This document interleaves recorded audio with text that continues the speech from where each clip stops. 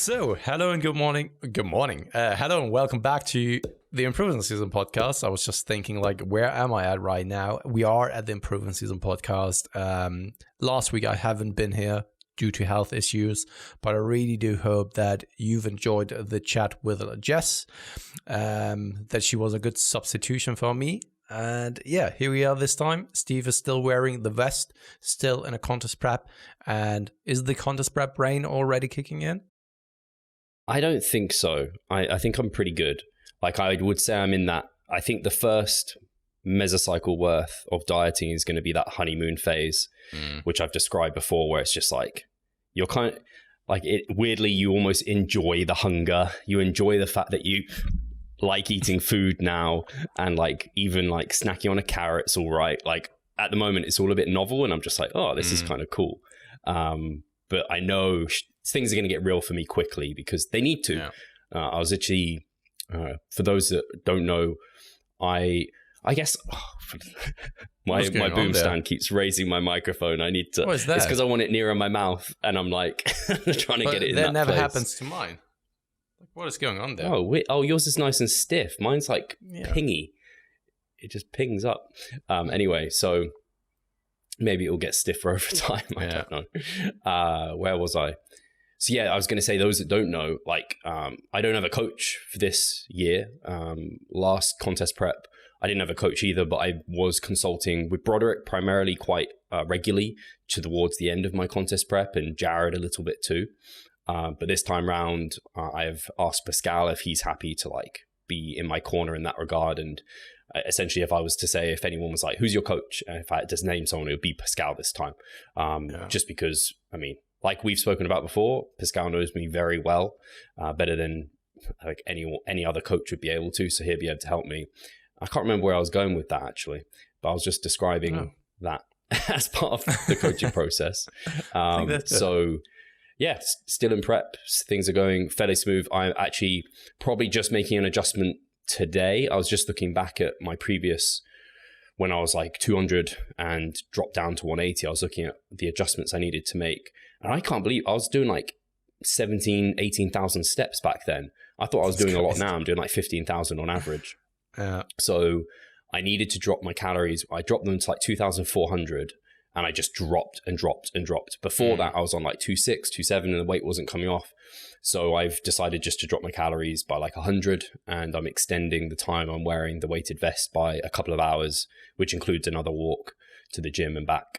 So yeah, I just want to make those adjustments because the weight's just not come off quite as quickly as I thought. And I'd prefer to make an unnecessary adjustment now than need to make an adjustment later on. And I'd prefer to raise food or drop the weighted vest for a period of time later on rather than having to push harder later on. So yeah, like I said to you, I'm nervous this time around because I just haven't given myself as much time as I normally would. I normally give myself probably, I don't know, 2 months too much, much too much time generally.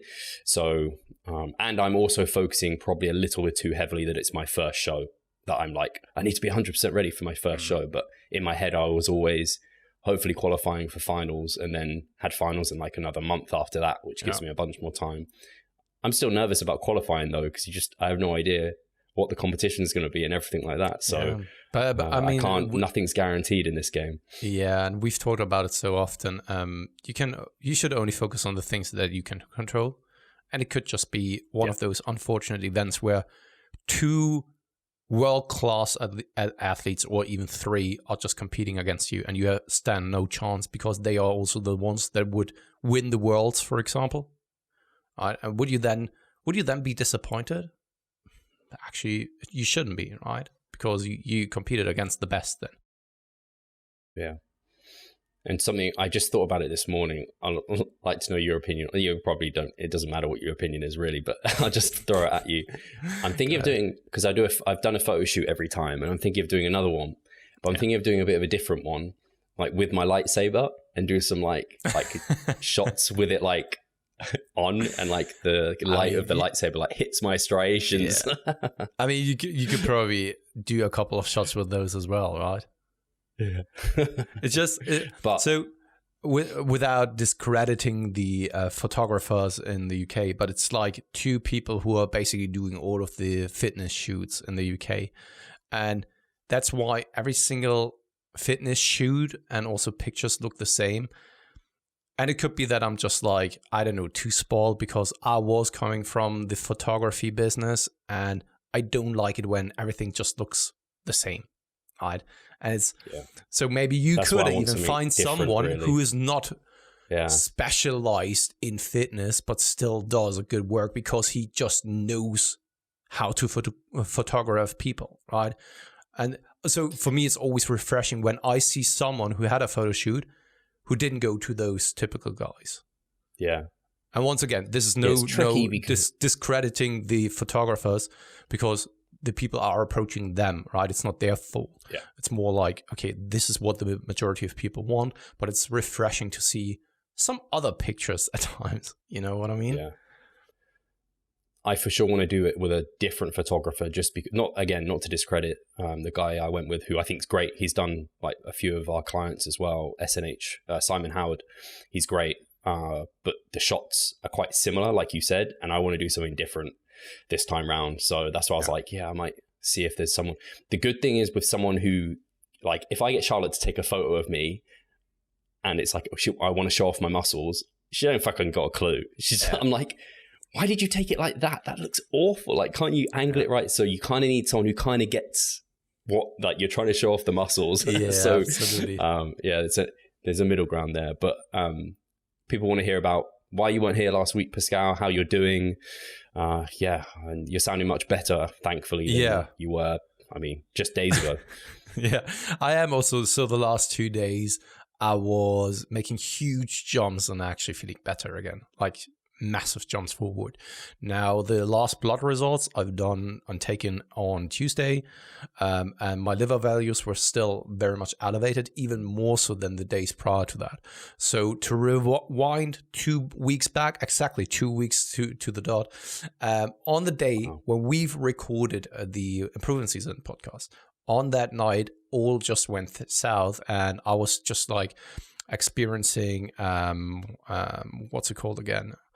Shivering, like feverish kind of shivering, chills, right? And like massive chills. And up to the point where I got up in the middle of the night saying to Katie, like, man, I'm freezing so much.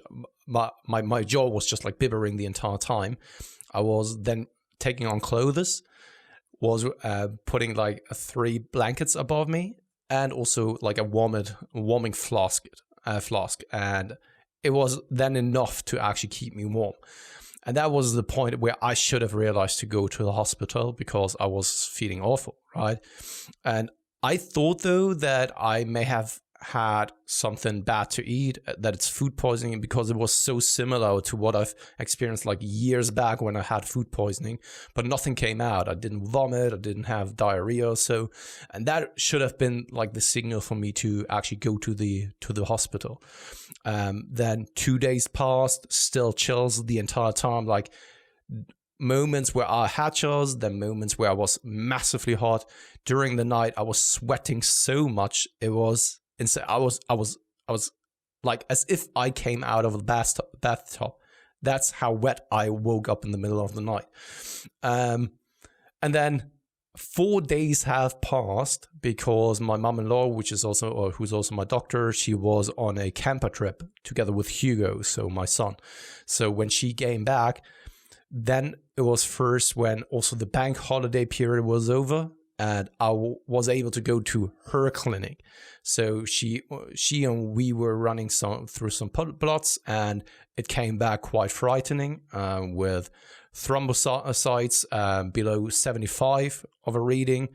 And this is 4 days after I felt my very worst. So I think that during the time where I felt my worst, it must have been horrible readings, right? So thrombocytes very low, liver values increased, and other markers as well. Of course, I'm not a professional in interpreting the blood work, but based on what I then just out of curiosity could then read online, and also through consulting with my mom-in-law, We did some further testing.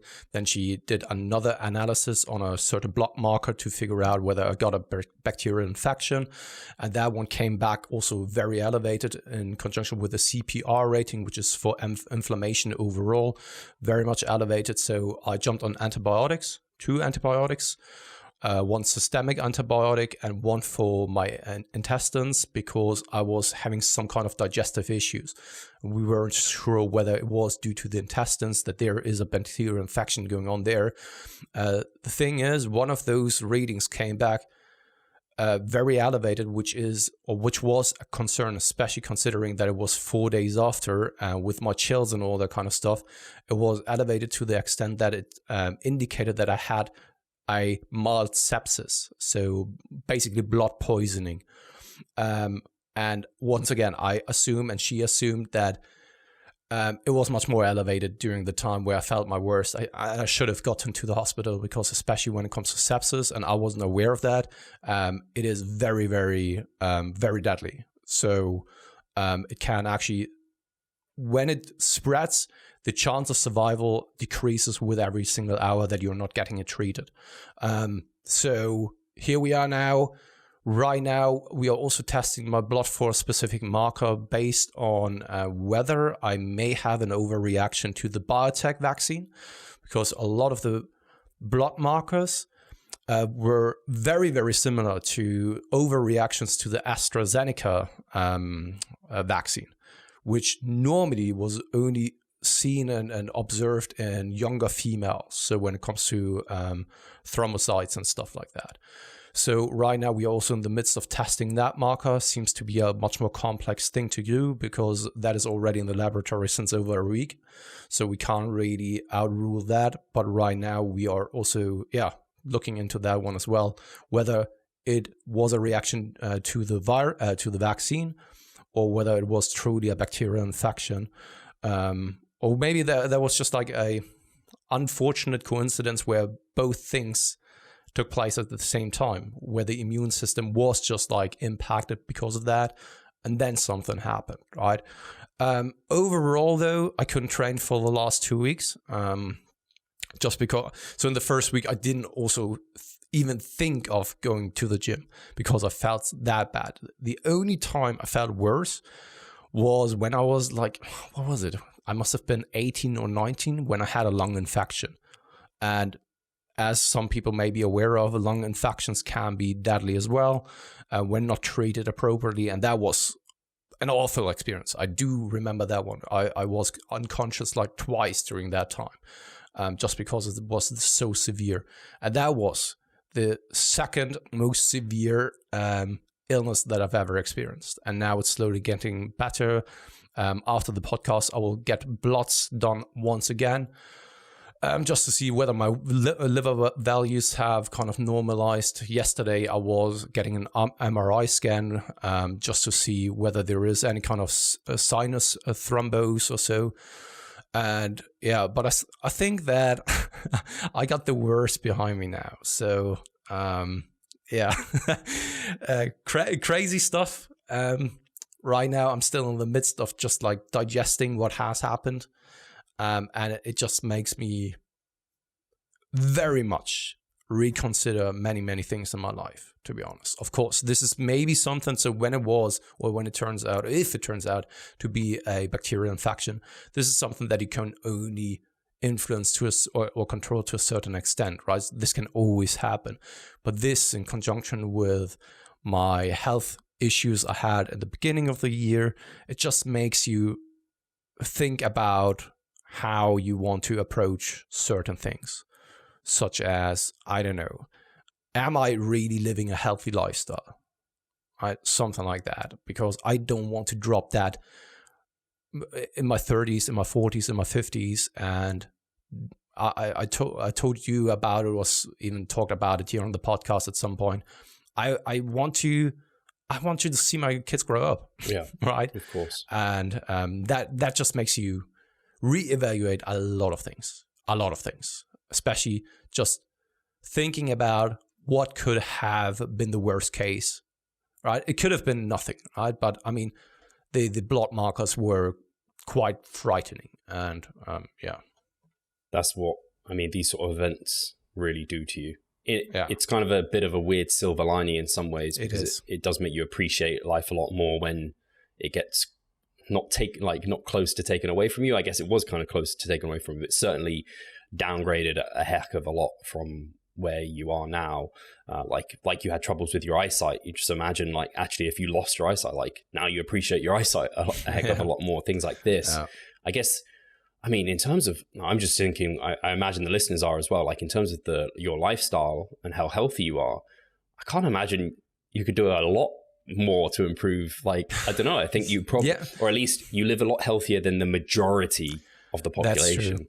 That's true. I even said to Katie here in the morning, I joked with her about it, like, what an irony it is that you're going to the gym regularly, you're, in quotation marks, eating healthy. So you're very conscious about the food choices that you're making. You are making conscious decisions about, like, macronutrients, micronutrients, vitamins, getting in plenty of vegetables, all that kind of stuff, right? Taking care of your sleep, not drinking any kind of alcohol, and then ending up in a spot like mine this time around. What an irony is it, right?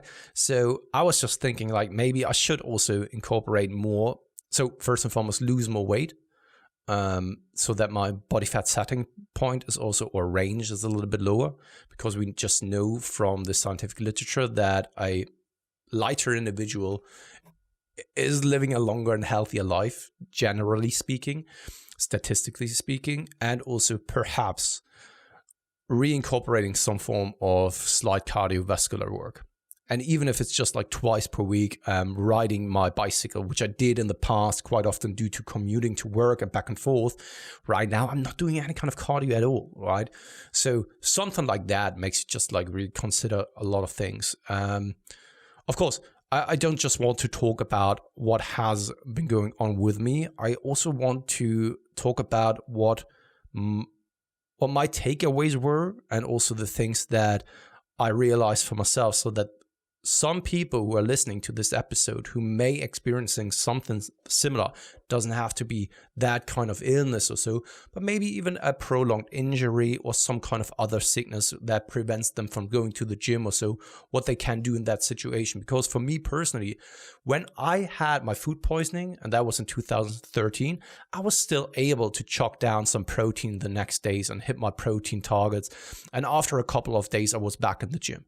This time, I had such a huge issue in actually getting calories in because of the way that I felt, like massive issue. And the thing that I could swallow were things such as dry bread, but protein, it was freaking hard to get it down, like freaking hard. This was first and foremost the first time in my lifting career that I haven't been lifting more than 1 week. And also the first time, basically, since I can recall, that I've truly had issues with eating and hitting my protein target. And also there's kind of a lesson to be learned for me. I mean, it's 2 weeks. First and foremost, health has its biggest priority. Secondary, it's like sometimes it is just what it is, and there's nothing you can really do other than just relax and not even try your very best, because I was in a situation where I force fed myself and it wasn't comfortable at times. And perhaps that even caused some further issues or so, because it caused some more stress for the system, right? But I think that there are so many key takeaways here as well, that there will be times where you simply can't do the things that you want to do due to health issues or external stresses. And that should then absolutely be fine. Even though that I would love to be able to say like, no, I never missed a training session or training week in my entire life. Now it was once kind of the first time that I was really forced to take like 2 to 3 weeks away from the gym. And probably I will come out of it and realize that the world still keeps spinning, and I should be grateful for, still feeling good, that nothing more severe happened, and that I probably am able to go back to the gym without any kind of issues or so. Hi guys, Steve here. Just wanted to take a moment of your time to remind you of the Revive Stronger member site. Inside, you'll find a thriving forum, a growing exercise library, presentations, research reviews, and courses. If you want to get involved, sign up via the description.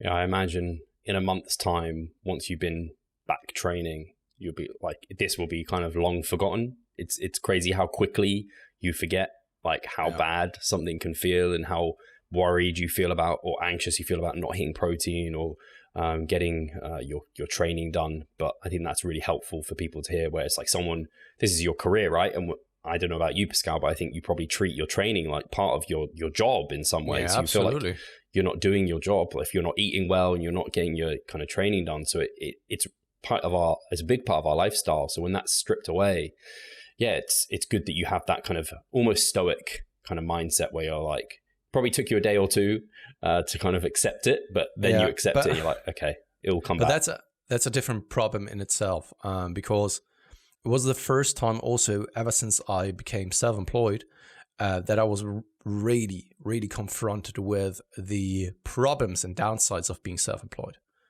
because I still had to do a little bit of work. Right, so what I managed in doing in that week was still recording my check-ins.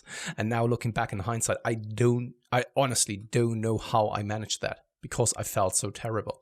And I still managed to do the check-ins, and that was basically all I did for that week. But still, that also then, of course, makes you realize like, oh shit, if something truly severe is happening, right, and takes you out for a couple of weeks or so, what then? What are you doing as a self-employee? So, as a self-employed person, right? Not only is your life or health at stake, but perhaps even your existential kind of reality in that moment. So that also is another thing where I was then like, of course, I want to get back on my feet as quickly as I can. I was even saying to my mom-in-law during in the first, or after the first days, like, because I was supposed to get my second vaccine or second shot of the vaccine, and she was like saying that I'm not giving that to you, and I was just adamant about it, because, and that is such a foolish way of thinking, because the gyms are going to reopen on the 2nd here. You are eligible and going without a negative test, where every single time you're going to the gym to take a negative test on location when you got the vaccine like twice already.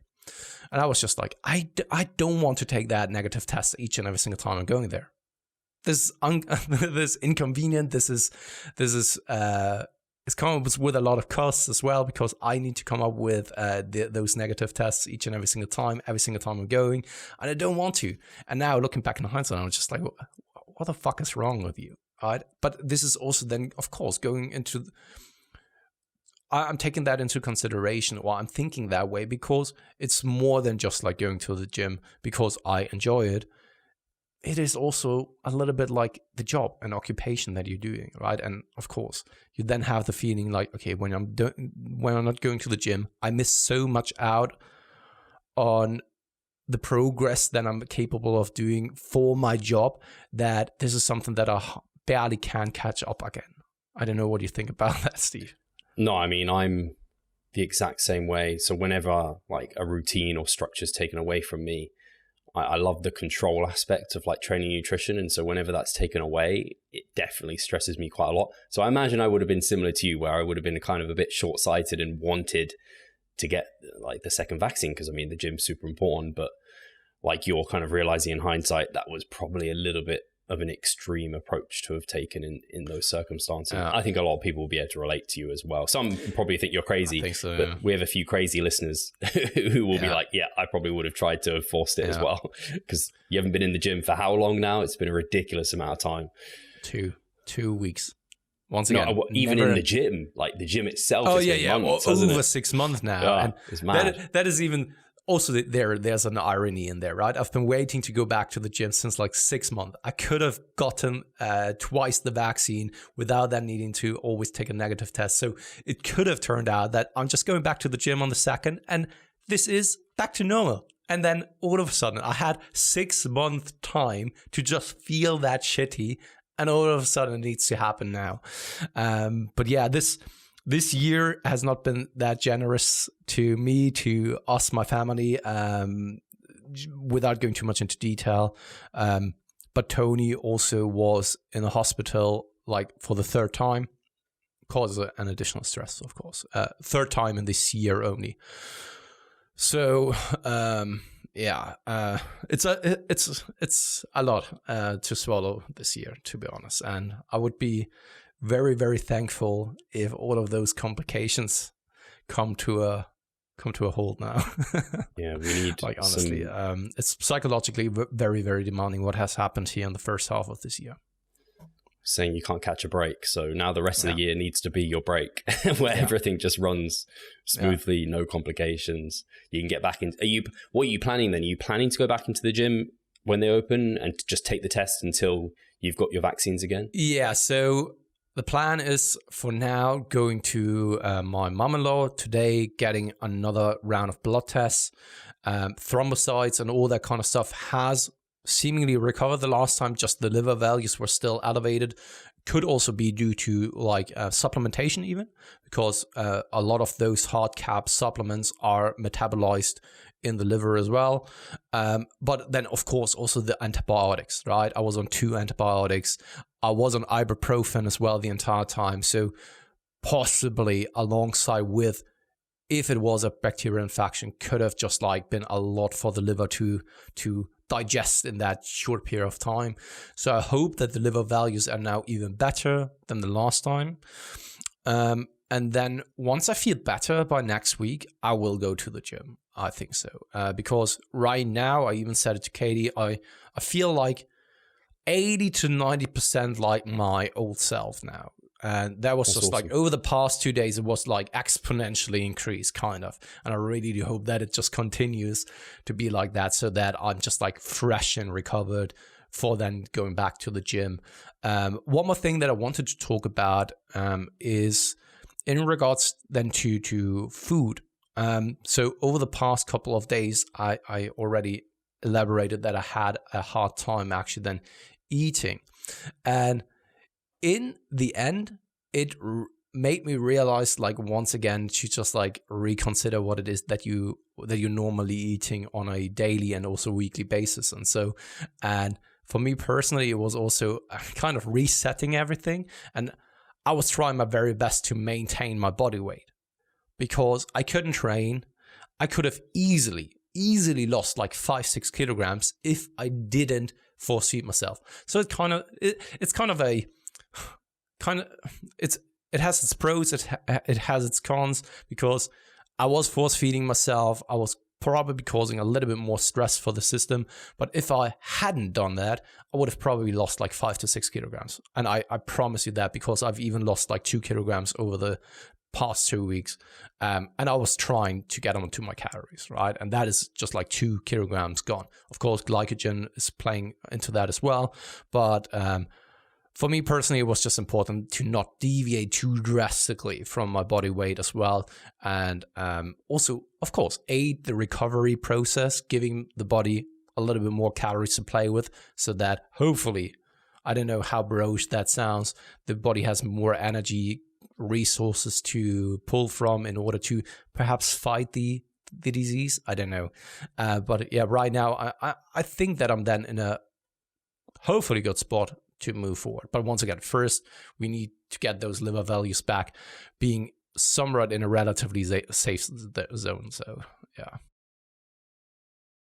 there's a saying, it's something like starve a cold, feed a flu. I don't know, there's someone will really? Like listen to this and they're write it in the comments. Yeah, there's something like one of the type of illnesses is probably like a virus versus I guess an infection. Like one of them, maybe the infection you are meant to starve, because I don't know, the energy would feed it. I don't have a clue. I'm just thinking out my ass, but I just feel like there's a saying. Yeah, and I was even considering this, like, what if the bacterial is feeding off of carbohydrates or starches? I don't know why. So I have no idea about this. So like, honestly, I put it out there. I'm clueless when it comes to like bacterial infections or viral infections or whatever. Absolutely clueless. It was just like, maybe they are consuming also like, I don't know, starches and whatever. I don't know. one thing you mentioned there that I think's, I don't know, I can relate to it, because when I was like peak mass and I was struggling with my appetite, certain foods I'd find I could consume almost no problem. Other foods was just like, if I just sipped it, I'd suddenly, or started eating it, it would just suddenly repel me. It's like a protein shake would be like a no-go, but a fruit juice, some reason my body like just, I don't know if there was, and it seems like it was the same for you, where some foods, it was like, yeah, I can eat that, but for some reason the body's just like rejecting that without you even putting it in yet. Yeah, it's funny because I try to still keep on going with drinking some whey shakes, especially to just get in some protein that is relatively easily digestible, right?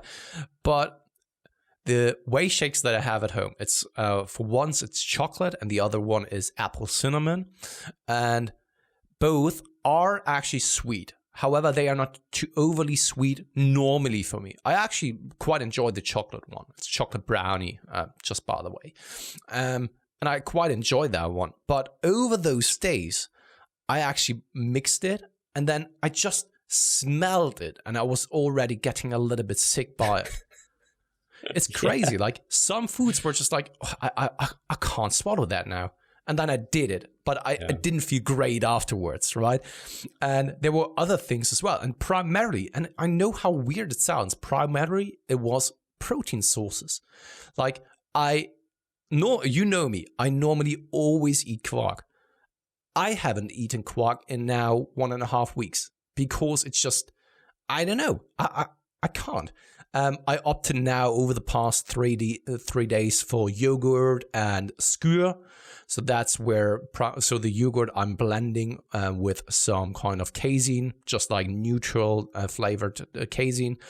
And also the skyr is also working nicely as well. But quark doesn't work at the moment. And during those times... Yeah, they're so similar as well. Yeah, and during those times, as I told you, the things that I was able to eat were things such as dry bread. That was no issue whatsoever. But everything that was a little bit more flavorful, no go. I think when people are having an upset stomach, sometimes they give them like toast. They just give them like toast. That's like a thing people have, like, or just like plain rice and plain chicken or something, just like, because it's Gabby, if she's listening, which she won't be, Gabrielle Fondero, she probably has some like light bulbs going where she's like, yeah, this is probably why. I mean, it wasn't an issue to get the carbohydrates in, and it wasn't an issue to keep the fats low in order to kind of give a little bit of relief for my liver, but it was an issue actually getting the protein in. Like, honestly, that was the biggest challenge. There were even like 1 to 2 days where I was only able to manage to get in like 120 grams of protein. And I mean, for me, that is a low intake. But I already, then I thought like, okay, let's make sense of it all. We kind of know that 0.8 grams per pound of body weight should be sufficient. And especially when you are not active or doing any kind of resistance training, should be more than plenty then. So that's why I wasn't too concerned having like 1 to 2 days where I only consumed like 120, 130 grams of protein. Because I mean, once again, so many people will listen to that and be like, what the fuck is wrong with you? I mean, you felt so terrible and you still concerned yourself with hitting macros and all that kind of stuff. And I know how awful that sounds. And there's no true justification for that. Like, honestly. It's just, I think this is just who we are. There's like really, honestly, no good rationale or justification for it. We do a lot of stuff where we push past our comfort limits because we're just that much intent on trying to do what we can for muscle building. Yeah. So some of it's not healthy. Yeah, but I really do hope that this was not just like 20 minutes of talking about how terrible I felt, but I really do hope once again that there was some kind of bits and pieces that were valuable for the listeners who were in a similar situation or who may experience something similar in the future, that they can be like, okay, Pascal and Steve have talked about XYZ in that situation. Maybe I should try it as well. Also, hopefully that there was something valuable for you guys. Yeah, I think in a large part for you, I guess, well, one of your recommendations would be if you really feel bad, go get checked out sooner rather than later, because that's a good move to make. And I was even in the process of it. Yeah, go ahead. You were even sorry. Yeah, I was even saying, and then in the process of it, don't try and force yourself too far to do things, because it's just not worth the extra stress that's going to be involved. I mean, for me personally now, 2 to 3 weeks of not being in the gym, it's not cool. It's not the greatest. I could imagine better things. But in the end, 3 weeks are nothing in the grand scheme of things. And this is always what I tell my athletes, right? And now I just need to put the coaching hat on and apply that logic to myself as well. It's not the easiest, but I think that in those kind of negative experiences, there's always something positive to take away from. And I think in that case, it was, and also especially in the future, not waiting with chills 2 nights in a row, with heavy sweating, not going to the hospital, was a very, very foolish thing of me to do. Honestly. Especially considering that something like sepsis can cause death for the majority of people. So my blood or the levels, the bacterial infection or the marker for sepsis was elevated. So I should have just gone to the hospital and not just be dicking around trying to just solve it myself at home. I can see why you did that though. I probably would have been I'll recover from this. Nothing. It's all right. I just thought, honestly, I just thought that's food poisoning or so. Yeah. Because the symptoms were so similar. But we can just, or I can just be very, very happy and grateful for that nothing severe happened and that I'm here healthy after 2 weeks. And I mean, relatively speaking, the liver value is still increased, but relatively speaking, healthy. You're back. We have Pascal back. Kind hopefully. Of. And I hope as well you'll mentally feel better as well, being back in the gym, and it will just motivate you to. Man, I'm looking so much forward to that. I'm feeling pumped to go back to the gym. And that in my situation right now, I'm just buzzing. Come on. Let's do this. Random, it's Tuesday, right? That they open. I have no idea why. I have no idea why. Monday's a bank holiday here. I don't know if it is for you. Maybe that I thought that might be. No. Last Monday was a bank holiday, but I don't know why the second. Honestly, no idea. I think the last time was similar as well, where it was just opening up on Thursday, I think. Don't know. I'm just buzzing to go back to the gym. I will, of course, take it lightly though, so that I'm not overwhelming my body, especially because I can't imagine that my immune system is by then 100% recovered. So I have to take it easy. And super easy. You'll get smashed from nothing. Yeah, absolutely. Especially every kind of exercise is kind of novel again. Yeah. Haven't trained in 3 weeks by then. Immune system still probably only halfway there. So I think I need to take it very, very lightly. Honestly. I'm almost not sure you could do little enough and not to feel pretty beat up just from the first week. But maybe I should just take kind of a deload / intro week just to once again get back into the groove of things. Should be. I mean, if you I was even considering here getting up in the morning. I was already feeling good, and I was doing a bit. Yeah, but that's just a foolish way of thinking, right? Only because you feel better doesn't mean that you feel or that you are recovered, and that is a typical thing that many people fall into when it comes, in particular, to severe injuries, recovering from them. They feel shit for a long time, and then there's this one day where they all of a sudden feel a little bit better, and then they start doing things again while the tissue hasn't been fully recovered, and then they rupture that same part again. And I don't want this to happen, obviously. So, yeah. Do we have questions to get to? Do you have any open? Yeah, from the YouTube comments, right? From last time. I don't think we got many from mine with Jess. I'm not sure. I don't actually have them open. But actually, as a reminder to people to fill this little gap. Yeah, go ahead. Remember, questions, if you want them answered, for the improvement season, please drop them in the YouTube comments. Or if you're on the members site, you can go and chuck them up on the members site, and we'll get to those and prioritize those. And if your question doesn't get answered 1 week, please keep dropping it in the comments. We should hopefully get to it eventually and upvote the kind of questions that you would like answered, And if your question has already been asked, rather than write your own question again, just upvote theirs, because then there's more chance we'll see that. So that'd be really helpful. Absolutely. So I could just go with the questions from the previous time then. Okay. How many did you cover? Like Do you know that? 2 or 3. 2 or 3. Not many. I'll remember if we did cover it, though, if you name one. So, Hey, Pascal here. I just quickly wanted to remind you of our online coaching service. At Revive Stronger, we put a huge emphasis on the personal aspect of our coaching. And if you want to take your physique and knowledge to the next level, hit the link in the description below. But Bartlomew Jaskolski, question. What would be better? A deload week with the same exercises which were done in the mesocycle, or B, a deload week with exercises from the forthcoming mesocycle?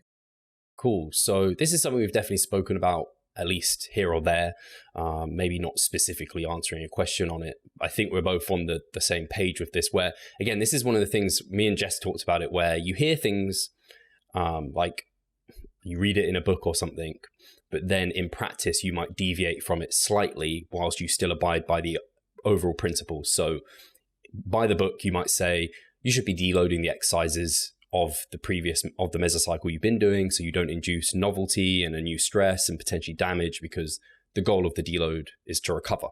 It's also to set you up for the next mesocycle. So then you could argue, oh, well, doing the next movements for the next mesocycle, maybe I should be doing that. So the way I like to approach deloads personally is, for the most part, I do the same movements I have been doing from the previous mesocycle. If they've really been beating me up, I know you're a big fan of this, Pascal, where like maybe it's really axial loaded and it's been wearing on you, so you actually just don't do that movement at all, because it's going to contribute a lot of fatigue just repeating that movement. Potentially it's been irritating something, just don't do that. So in that case, you might do something different. And then in some cases, I try movements that I'm thinking about rotating in for the next mesocycle, just to see how it feels, if it has a good SFR. And when I do that, I'm very careful to leave plenty reps in reserve, like not even thinking about reps in reserve. I'm not just nowhere near failure for that movement, and just don't do a load of reps and a load of volume in it. So that's my general approach. Is for clients, for a lot of people, I just recommend keeping the same movements there. But if they are thinking about trying something, I'm like, you can try some new movements, but be very careful to keep it very easy. Don't do a lot of it, because sometimes it can be tempting to be like, oh yeah, I'm going to try this new movement. You do like 6 sets. Even if they're far away from failure, that's probably quite a bit fatiguing, especially depending on the exercise. So that's at least my perspective on it. Yeah. First and foremost, I've done an extensive presentation over on the member side about deloads, 2-part series. This is always something that I recommend people to check out. Some things that I even covered there may have changed just slightly. So basically how I prioritize things, or how I go about now structuring those kind of deloads. But generally speaking, when it comes to novel exercises, so basically the exercise that you want to introduce for the next mesocycle, sure, it is an option. However, you asked about what is better, and in my opinion, the former one is better. So basically keeping the same exercises in there, simply because our main goal with a deload is to mitigate most of the accumulated fatigue, and in adding some of the exercises that we haven't been doing in a long time could be enough to induce such a novel stimulus that you're still getting a high stress or a stressful response from the system, which then causes you to, first and foremost, potentially miss out on some of the potential benefits of a novel stimulus overall, and just maybe add more fatigue and metabolic disruption than needed and wanted in a deload. So this, of course, all depends on the exercise. I think if you were to do something like a single joint movement, such as you've been doing a straight handle cable curls, for example, the entire mesocycle, switching over to something like a preacher curl probably will not do that much of a difference. However, if all of a sudden you're going from leg extension to something like a Bulgarian split squats, even if you do them very, very lightly with only 1 or 2 sets, it could be that you still end up being sore. And is that then the right way to go about it in a deload? I don't think so.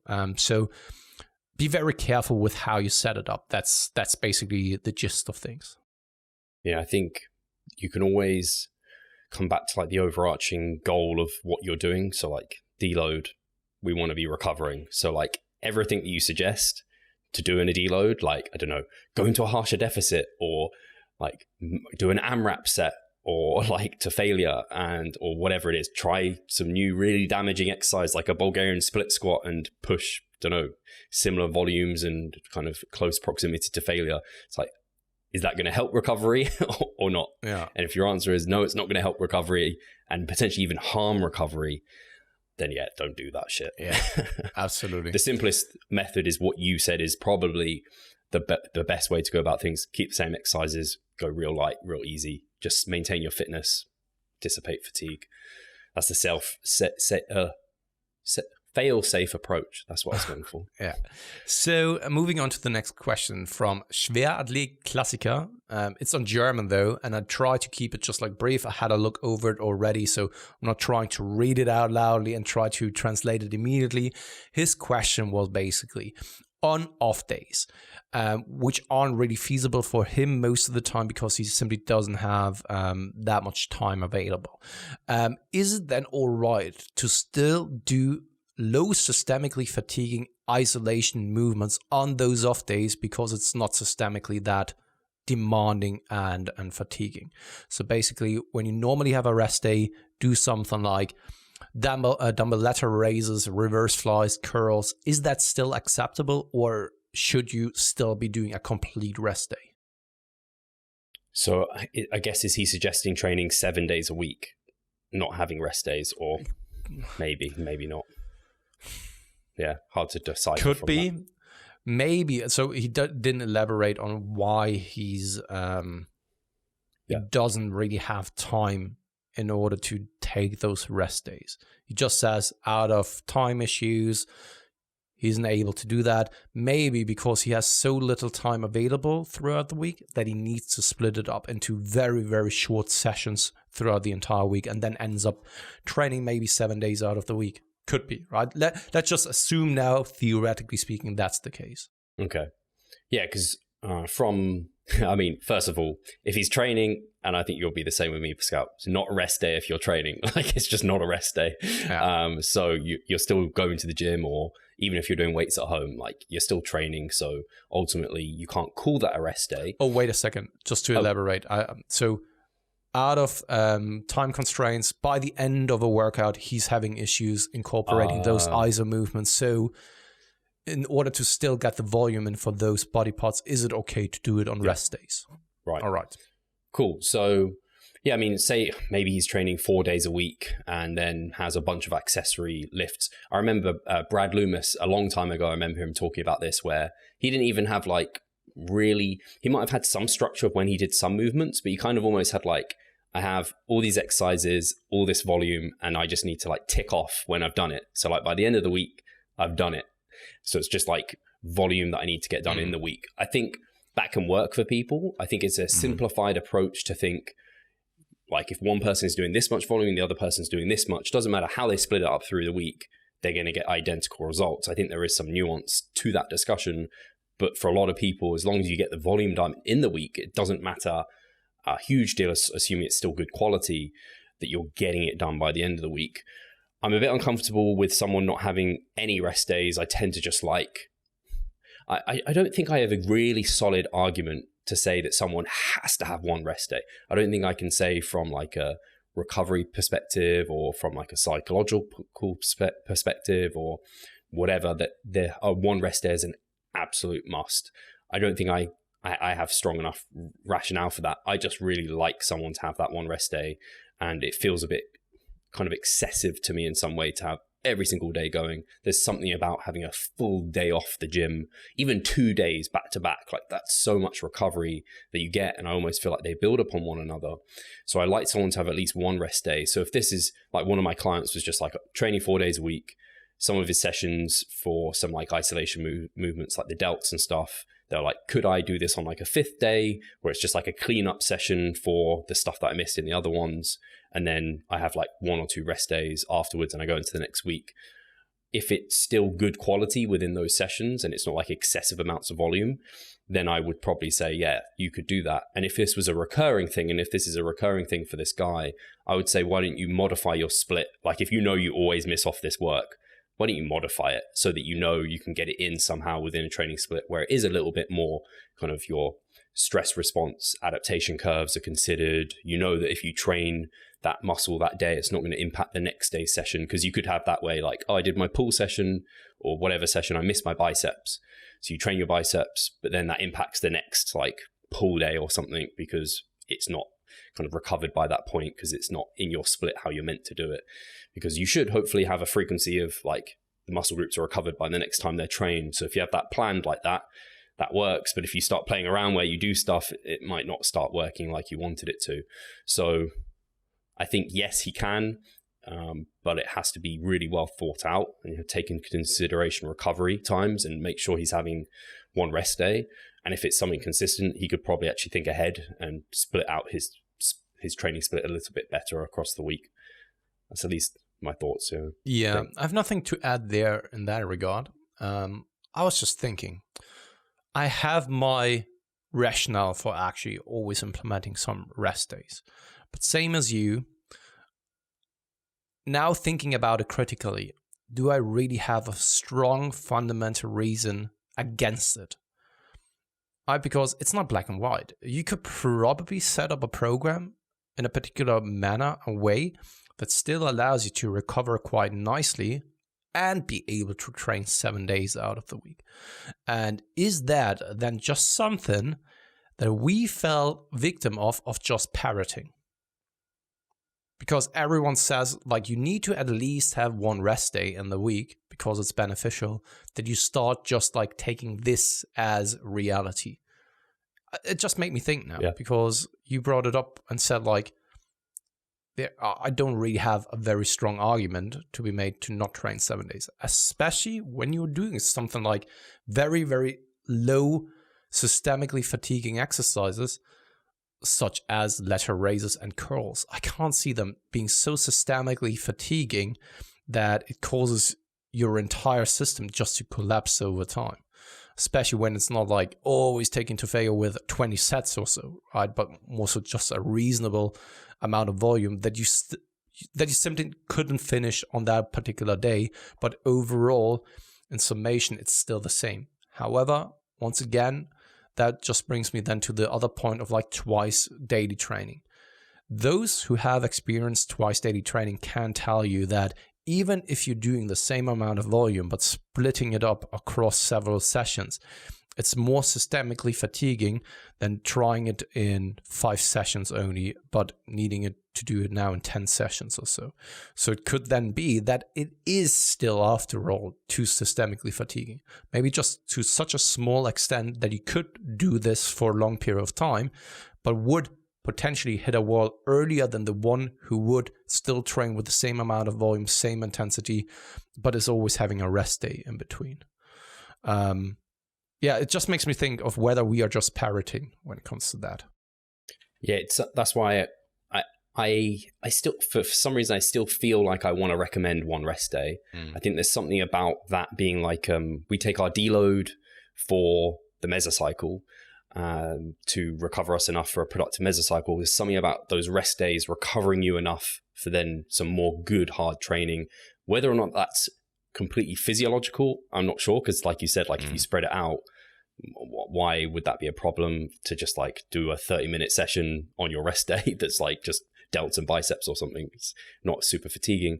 Maybe from a psychological perspective, kind of challenge it. Like I know like high frequency training or AM and PM training, it starts to get wearing after a while, and I need that deload just to like not go to the gym twice. So going every day, I could see that just being a bit wearing after a while, where you're just like, what am I doing today? Going to the gym. But some people, they might love that routine of like every day I go to the gym. I'm sure there's people like, I don't know, I can't think what his name is. There's like some celebrity who like loves training, and these guys who like, I don't know, they have tons of free time, so they go to the gym every day. So I think you could probably set up a very sustainable and productive training split 7 days a week. I think so too, and especially considering if you're not just doing like full body routine 7 days out of the week, right? Where there are a couple of exercises in there that are highly systemically fatiguing, but you have days, you could probably even set up a day where it's like, okay, you have 2 hard sessions throughout the week, have like 3 moderate sessions, and then 2 light sessions or so. And those light sessions are primarily consisting of isolation work or so, right? When you really try to detach yourself emotionally from that, okay, we need that rest day, I could see that work as well.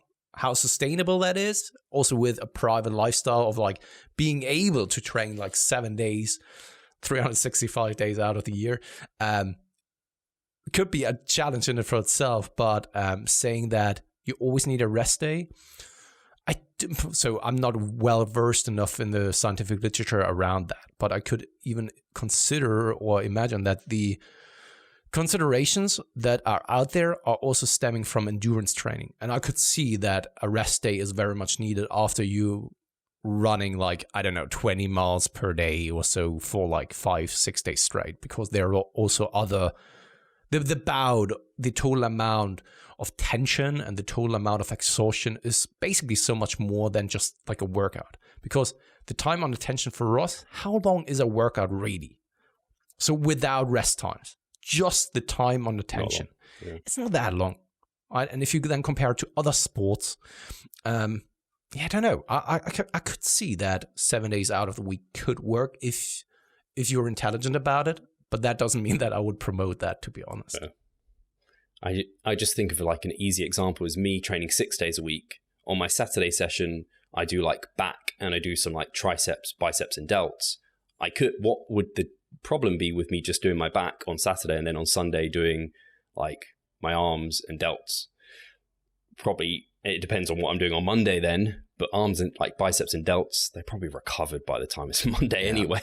So I can't actually see a problem with it. So yeah, it's interesting. It's definitely one of those things. Like you said, I love digging into the things that are like parroted.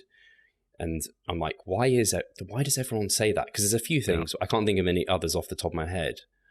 But there were things like don't eat carbs after 6 p.m. And now that's obviously been completely ruled out as like complete garbage.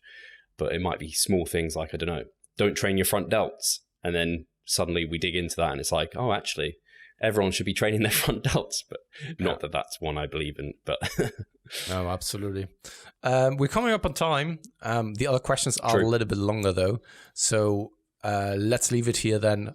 Shall we give away, especially on the comments that have been... me and Jess didn't do it.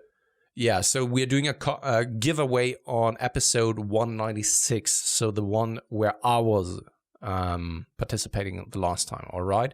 So let me just share my screen with you guys. Drum roll, please. Where's it? Over here. So share. There we go. So it's episode 196, copying over to the YouTube random comment picker. Then get YouTube comment 19 only, or guys. And it is a Schwerdit Klassiker. You already got a free membership the last time already. So, I mean, if you want to, you can actually get twice now. So just let me know and then you get another one for another month. So, yeah. That is a... Lucky man. Yeah, that is... Do we have a question for this time? Yeah, Steve, I have like 2 questions for you. So first and foremost, have you ever dabbled into cool teas?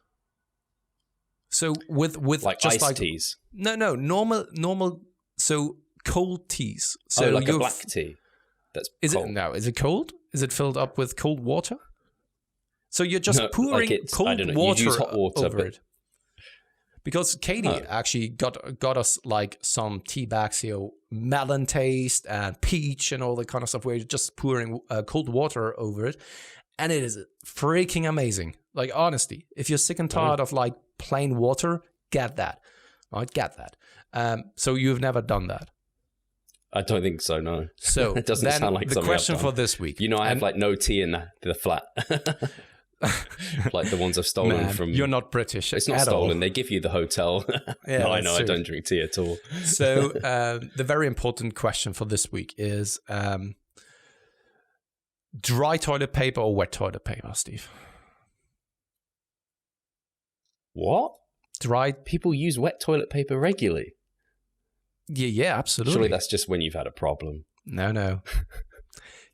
Ever since I'm a This is father, for we kids. always have wet toilet paper at home. And once you go wet, you I never think turn everyone's back. gonna That's say the dry. saying, right? Once you go wet, you never turn back. That is actually it. Don't you need a dry one after the wet? Sometimes Just have a wet bum. when it was really wet, but normally you don't. It's man, each and every single time I'm now using, or I'm at a place where I have to use like dry toilet paper. It's like as if I take like sandpaper and just like rub it over my skin. It's not nice at all. So this is the question: dry or wet toilet paper, guys? That's the question for this time. I'm judging everyone who says wet. I'm judging everyone who says dry. I mean, Dry. have you ever tried it even? You haven't. I've used wet because you would wipes. never say No, I that have. otherwise. Yeah. When? I think it's when I was at home as a child, I would sometimes use the wet one because why do you use the wet one? Because I don't know, you have Try it now. Your butthole has now like 20 hard years behind itself. Right? So as a kid, your butthole is probably still super smooth and all that kind of stuff. Has never experienced any kind of hard times. Right? And now you are 30. So you should know better now to actually use something like that. And it's like there's a rainy cloud above you, everything, so the trees don't have any kind of leaves on them. Everything just seems like very, very, very gray in life. You're using that wet toilet paper, and all of a sudden there comes that rainbow, and with that rainbow behind that, everything just like comes out, colors are rising. That is what wet toilet paper does to you. Can you are flush leaving. wet toilet paper? You're leaving the toilet as a happier individual being. I promise you that. Go out there, go to Tesco's just around the corner, and get like a pack, like an entire stack, like 12 packs of wet toilet paper. Use them all, and then report back to me. I have two And questions. your life has changed. I promise you that. Especially now in a contest prep when sitting on your butt is painful anyway. So. Can you flush those? Yes, but you're not allowed to use more than 2 or 3. So that can be a complicated thing. And then I didn't know if this could go into a whole different discussion. I actually don't know I know wet wipes get some kickback on sustainability because they have like plastic in them or something. Or no, what is it? I don't know. Like how environmentally friendly they are. I don't know. Maybe you can get environmentally friendly ones now. Oh, that. I'm not sure. I mean, but they're more expensive, surely.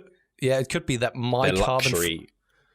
That's no. I mean, you can get them cheap, but I think on a per paper basis, they are probably much more expensive than a normal one. And I don't know the carbon footprint. And I mean, it's 2021. We all have to consider the carbon footprint. And maybe wiping my ass with leaves is better than wiping it with pieces of gold. Also, don't know, but. Yeah, I imagine you get more wipes out of one though.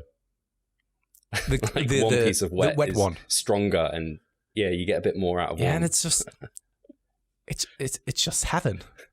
It's a touch. Doesn't rip in your hand. No, it's a kiss of an angel that comes out of the toilet from downstairs and gives you a kiss on the bum each and every single time you're wiping it. So on you'd like that one note, of those. We need to what end they that. called the French things. I want to say this: the French thing that like pipes I mean, in water up your Japan, butt. so the toilets in Japan. A bidet. Yeah, exactly. In Japan, they are crazy. So when I arrived in Tokyo 2014 and I arrived to my hotel place, then we all have heard from those fancy toilets, right? Where you can do a lot of things because there are some buttons there, right? So I was then standing in front of one, did press a toilet, and all of a sudden there was just like a flush coming out and sprinkled up to the seating actually, and I was just like, holy shit, what is going on? That is so. Just imagine sitting on it and it's just like comes out, and you weren't prepared for that. Anyway, enough about that. So guys, you know what to do for the next time. Leave questions, of course, in the comment section, and I'm curious to know wet or dry. That's the only thing that I want to know about. So guys, thank you very much for tuning in. Hopefully we'll speak with Steve as a leaner individual, with me as a healthier individual, and yeah, until next time. Cheers.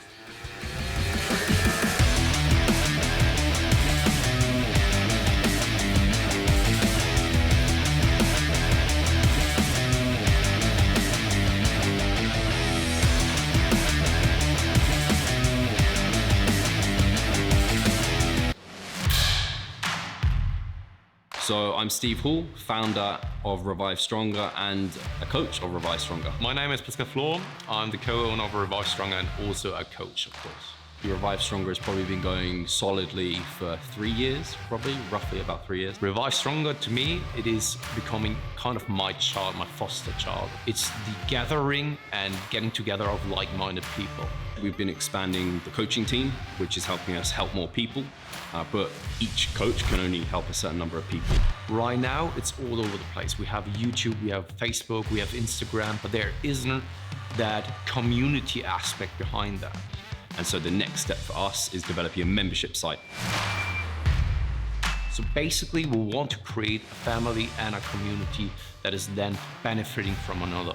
A really cool community for people within our little niche is going to be a website. They will get early access to our podcast. You can access us, ask us questions. The community aspect, we have a forum there. You can ask questions, but also you can log your journey. There's also going to be courses on there. Courses, presentations on different topics. Discount of past seminar footage. We will log our journey as well. We'll start vlogging.